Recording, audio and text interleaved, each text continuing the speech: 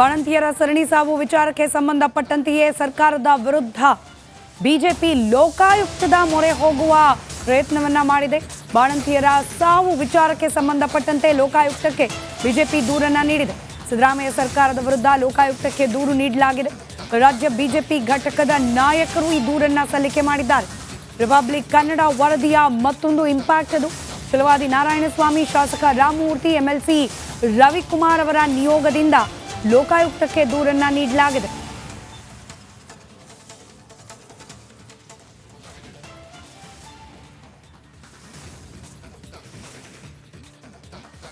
ಮತ್ತಷ್ಟು ಡೀಟೇಲ್ಸ್ನೊಂದಿಗೆ ನನ್ನ ಕಲೀಗ್ ಧ್ರುವ ನೇರ ಸಂಪರ್ಕದಲ್ಲಿದ್ದಾರೆ. ಧ್ರುವ, ಬಾಣಂತಿಯರ ಸಾವು ವಿಚಾರಕ್ಕೆ ಸಂಬಂಧಪಟ್ಟಂತೆ ಇದೀಗ ಬಿಜೆಪಿ ವಿರೋಧ ಪಕ್ಷ ಬಿಜೆಪಿಯಿಂದ ಲೋಕಾಯುಕ್ತಕ್ಕೆ ದೂರನ್ನ ಸಲ್ಲಿಕೆ ಮಾಡಲಾಗಿರೋದು ಏನಿದೆ ದೂರಿನಲ್ಲಿ, ಅದರ ಸಾರಾಂಶವನ್ನು ವಿವರಿಸ್ತಾ ಹೋಗೋದಾದ್ರೆ, ಹಾಗೆ ಬಿಜೆಪಿಯ ನಿಯೋಗ ಏನು ಹೇಳ್ತಾ ಇದೆ?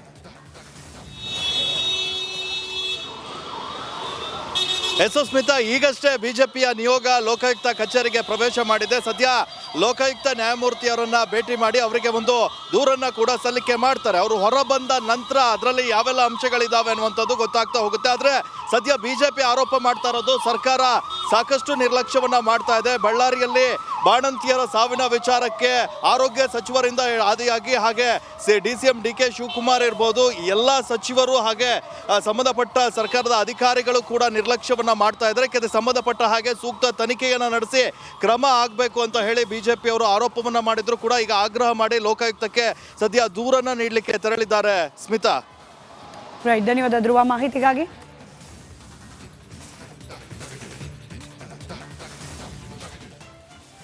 ದೃಶ್ಯದಲ್ಲಿ ಗಮನಿಸ್ತಾ ಇದ್ದೀರಿ, ಬಿಜೆಪಿಯ ನಿಯೋಗ ಲೋಕಾಯುಕ್ತ ಕಚೇರಿಗೆ ತೆರಳಿ ದೂರನ್ನ ದಾಖಲು ಮಾಡಿದ್ದಾರೆ. ರಿಪಬ್ಲಿಕ್ ಕನ್ನಡ ನಿರಂತರವಾಗಿ ಸುದ್ದಿಯನ್ನ ಪ್ರಸಾರ ಮಾಡ್ತಾ ಬರ್ತಾ ಇದೆ. ಸರ್ಕಾರ ಕೂಡ ಇದನ್ನ ಗಂಭೀರವಾಗಿ ಪರಿಗಣಿಸುವ ಭರವಸೆಯನ್ನ ನೀಡಿದೆ. ಮತ್ತೊಂದು ಕಡೆ ಬಿಜೆಪಿ ನಿಯೋಗ ಸರ್ಕಾರದ ವಿರುದ್ಧವೇ ಇದೀಗ ಲೋಕಾಯುಕ್ತಕ್ಕೆ ದೂರನ್ನ ಸಲ್ಲಿಕೆ ಮಾಡಿದೆ. ರಾಮ್ ದತ್ತಾತ್ರೇಯ ಪೀಠದಲ್ಲಿ ದತ್ತ ಜಯಂತಿ ಹಿನ್ನೆಲೆ ಕಾಫಿ ನಾಡಲ್ಲಿ ಇಂದಿನಿಂದ ಪೊಲೀಸರು ಫುಲ್ ಅಲರ್ಟ್ ಆಗಿದ್ದಾರೆ. ಚಿಕ್ಕಮಗಳೂರಿನ ನಗರದಲ್ಲಿ ಪೊಲೀಸರು ಹಾಗೂ ಹೊರ ರಾಜ್ಯದ ತುಕಡಿಗಳ ಪಥಸಂಚಲನ ನಡೆಸಿದ್ದಾವೆ. ಸೂಕ್ಷ್ಮ ಪ್ರದೇಶಗಳಲ್ಲಿ ಆಧುನಿಕ ಶಸ್ತ್ರಾಸ್ತ್ರಗಳೊಂದಿಗೆ RAF ಫೋರ್ಸ್ ರೂಟ್ ಮಾರ್ಚ್ ನಡೆಸಿದೆ. ಇನ್ನು ಇಂದಿನಿಂದ ಡಿಸೆಂಬರ್ 14ರವರೆಗೆ ದತ್ತ ಜಯಂತಿ ನಡೆಯಲಿದೆ.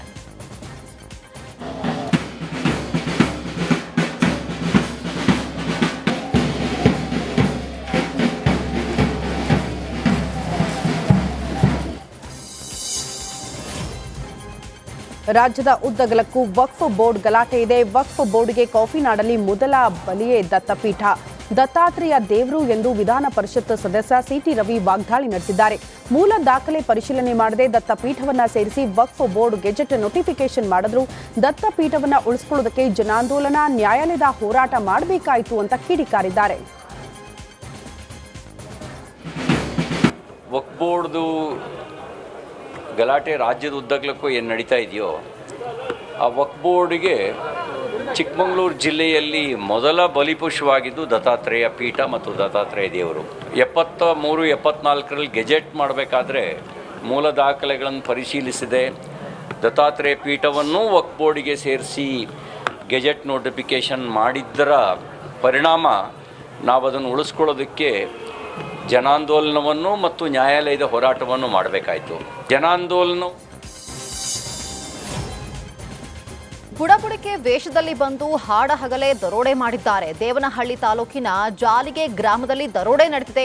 ಮನೆಯವರಿಗೆ ಅಪಘಾತವಾಗುತ್ತೆ, ಕಷ್ಟಗಳು ಬರುತ್ತೆ, ಪರಿಹಾರ ಮಾಡ್ತೀವಿ ಅಂತ ಹೇಳಿ ವಂಚಿಸಿದ್ದಾರೆ.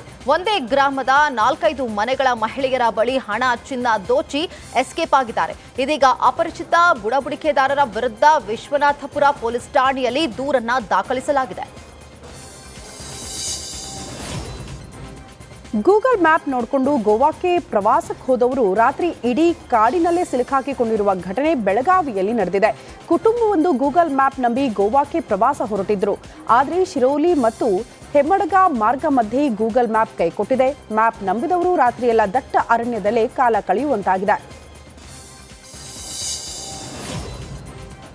ಫೀಲ್ಡ್ ಮಾರ್ಷಲ್ ಕಾರ್ಯಪ್ಪ ಹಾಗೂ ಜನರಲ್ ತಿಮ್ಮಯ್ಯ ಅವರಿಗೆ ಅಪಮಾನ ಪ್ರಕರಣಕ್ಕೆ ಸಂಬಂಧಿಸಿದಂತೆ ಮಡಿಕೇರಿಯಲ್ಲಿ ನಿವೃತ್ತ ಸೈನಿಕರು ಪ್ರತಿಭಟನೆಯನ್ನ ನಡೆಸಿದ್ದಾರೆ.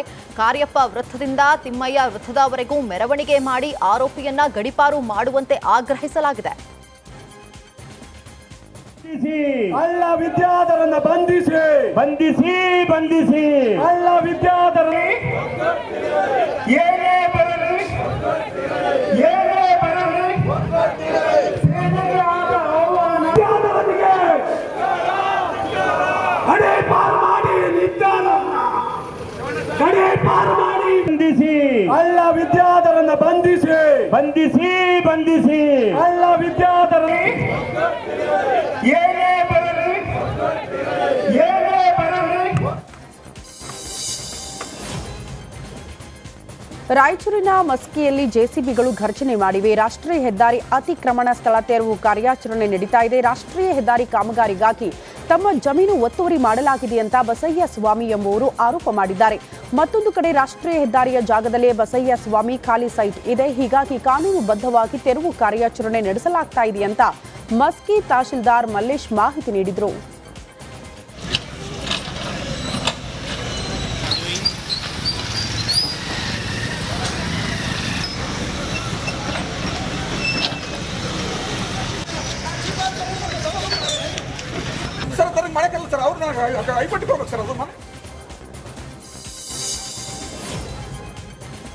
ರಾಯಚೂರು ನಗರದ ಶೆಟ್ಟಿಬೈ ವೃತ್ತದಲ್ಲಿ ಏಕಾಏಕಿ ಬೆಂಕಿ ಕಾಣಿಸಿಕೊಂಡು ಬೈಕ್ ಒಂದು ಹೊತ್ತಿ ಉರಿದಿದೆ. ಕೂಡಲೇ ಬೈಕ್ಗೆ ಹೊತ್ತಿದ ಬೆಂಕಿಯನ್ನ ಸ್ಥಳೀಯರು ನಂದಿಸಿದ್ದು ಸದರ್ ಬಜಾರ್ ಠಾಣೆಯಲ್ಲಿ ಪ್ರಕರಣವನ್ನ ದಾಖಲಿಸಲಾಗಿದೆ.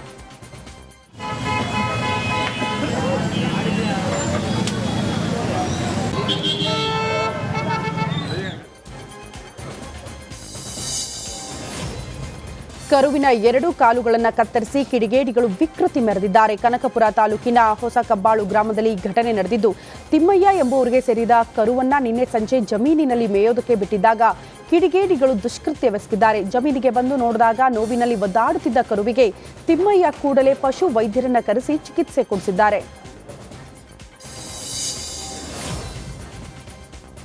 ಶ್ರಾವಣಬೆಳಗೊಳದ ದಿಗಂಬರ ಜೈನ ಮಹಾಸಂಸ್ಥಾನ ಮಠದ ಹಿಂದಿನ ಪೀಠಾಧ್ಯಕ್ಷರಾಗಿದ್ದ ಸ್ವಸ್ತಿಶ್ರೀ ಚಾರುಕೀರ್ತಿ ಭಟ್ಟಾಕರ ಮಹಾಸ್ವಾಮೀಜಿಯವರ ನಿಷೇಧಿತ ಮಂಟಪ ಲೋಕಾರ್ಪಣೆ ಕಾರ್ಯಕ್ರಮ ಇಂದು ನೆರವೇರಿತು.